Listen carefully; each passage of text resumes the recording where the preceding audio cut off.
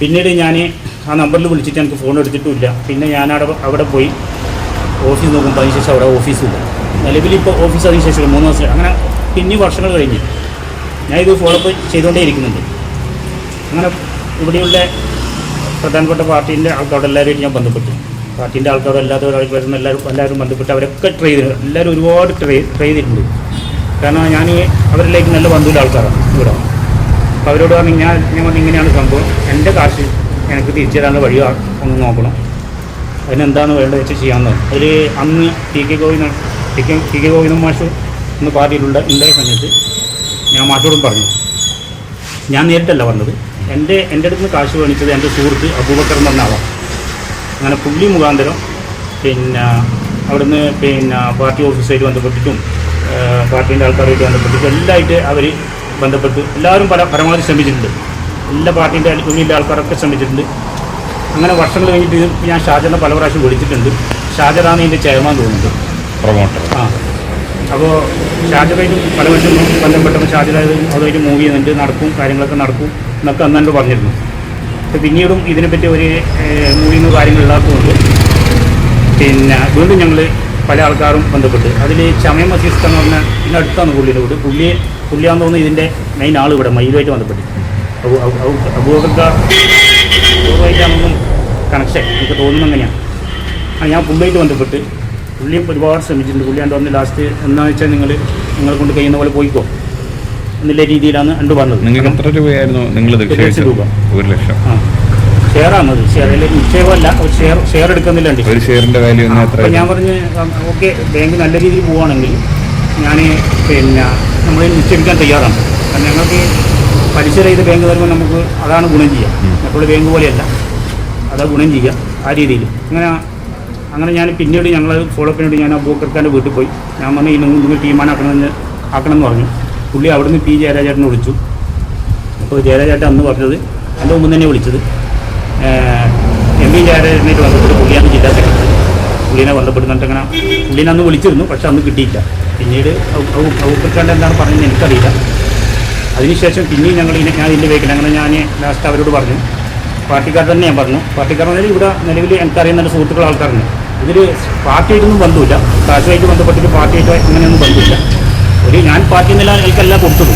ഞാനൊരു ഹലാൽ ഫായ്ദ എന്നുള്ള ഒരു ബാങ്ക് എന്നുള്ള ഒരു നിക്ഷേപം എന്നുള്ള രീതിയിൽ നമുക്ക് ഉപയോഗിക്കാൻ പറ്റുന്ന എന്നുള്ള രീതിയിൽ ഞാനതിൽ ഷെയർ എടുത്താണ്.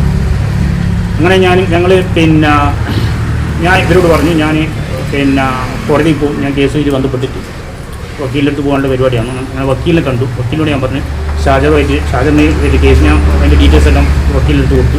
വക്കീൽ പറഞ്ഞു ഞാൻ ഷാജറുമായിട്ട് ബന്ധപ്പെടാം, സംസാരിക്കട്ടെ ആദ്യം, എന്നിട്ട് നമുക്ക് ചെയ്യാമെന്ന് പറഞ്ഞു. പിന്നെ ഷാജറുമായിട്ട് സംസാരിച്ചപ്പോൾ ഷാജർ പറഞ്ഞ് 6 മാസം വെയിറ്റ് ചെയ്യുന്നത്, 6 മാസം കാത്തിരിക്കും, 6 മാസം കഴിഞ്ഞിട്ട് അപ്പോൾ ഞാൻ അവിടെ ക്ലിയർ ചെയ്യാമെന്ന്. അങ്ങനെ 6 മാസം പോയിട്ട് ഇപ്പോൾ 3 വർഷമായി, 2-3 വർഷമായി. അതിനുശേഷം പല ആളുമായിട്ട് ബന്ധപ്പെട്ട് നടന്നില്ല. അങ്ങനെ ഞാൻ പറഞ്ഞു എന്തായാലും ഞാൻ നിയമനടപടിയിൽ പോകാൻ പറഞ്ഞു. അങ്ങനെയാണ് പിന്നെ അന്ന് ഞാൻ പരാതി കൊടുക്കാനൊന്നും ഞാൻ മെനക്കെട്ടിരുന്നില്ല. അല്ലാത്ത രീതിയിൽ കാശ് മേടിക്കാനുള്ള പരിപാടി ഞാൻ നോക്കിയത്. അങ്ങനെയാണ് ഇപ്പോൾ ടി കെ ഗോവിന്ദൻ മാഷ്ക്ക് പരാതി കൊടുത്തിട്ടുണ്ട്. അത് അബൂബക്കർക്ക് വഴി തന്നെ അബൂബക്ക എന്നോട് പറഞ്ഞു ഇങ്ങനെ മാഷ്ക്ക് പരാതി കൊടുക്കണം, ഒരുപാട് ആൾക്കാരില്ലേ, ഒരുപാട് ആൾക്കാർ കാശ് മേടിച്ചെന്നാണ് പറഞ്ഞത്. എത്ര മേടിച്ചെന്ന് എനിക്കറിയില്ല.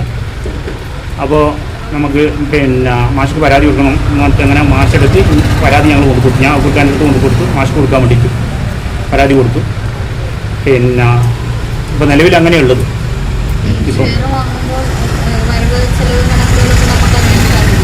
അറിയണം, അത് ഒരു മീറ്റിങ്ങോ കാര്യങ്ങളോ ഇതുവരെ കൂടി വിളിച്ചതൊന്നും എന്നെ അതുപോലെ അറിയിപ്പില്ല. അങ്ങനത്തെ സംഭവം നടന്നിട്ടില്ല. അതിനുശേഷം ഈ ഷാജറിനെ കൂടാതെ ആരൊക്കെയാണ് അതിൻ്റെ തലപ്പത്ത് ചുമതലകളുള്ളത്? എനിക്കാരും അറിയില്ല. ഇവിടെയുള്ള മയിലുള്ള ആൾക്കാരാണ് അതിൻ്റെ.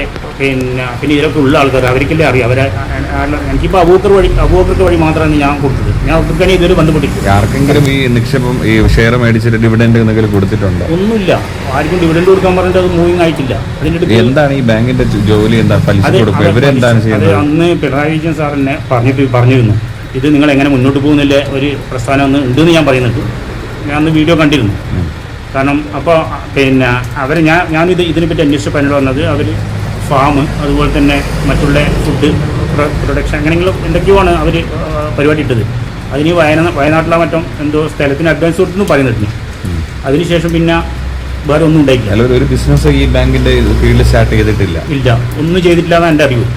ഞാൻ അറിഞ്ഞിടത്തോളം അങ്ങനത്തെ ഒന്നും സംഭവമില്ല. അതിനുശേഷം ഇല്ല. കാരണം വെച്ചാൽ ഇതിൽ എനിക്കൊന്ന് ഒരു പല ആൾക്കാരും പരാതിപ്പെടാൻ തയ്യാറായിട്ട് നിൽക്കുന്നുണ്ട്. പക്ഷെ ആരും മുമ്പോട്ട് വന്നിട്ട് തരും. ഞാൻ 9 വർഷം, ഇപ്പോൾ 2017 9 വർഷത്തോളമായി ഞാൻ കാത്തിരിക്കുന്നത്. എത്ര രൂപ ഒരു ഷെയർ വഴി ആളുകളുടെ നിന്ന് പൈസ എനിക്കൊന്ന് എൻ്റെത് 450 ഷെയർ അങ്ങനെ എന്തോ 450 ഷെയർ അങ്ങനെയാണെന്ന് 1 ലക്ഷം രൂപ തോന്നുന്നു. ഇതിൻ്റെ റെസീറ്റ് ഡീറ്റെയിൽസൊക്കെ ഞാൻ MLA അടുത്ത് കൊടുത്തിട്ടുണ്ട്. എൻ്റെ ഓഫീസ് ഡീറ്റെയിൽസൊക്കെ കൊടുത്തിട്ടുണ്ട്.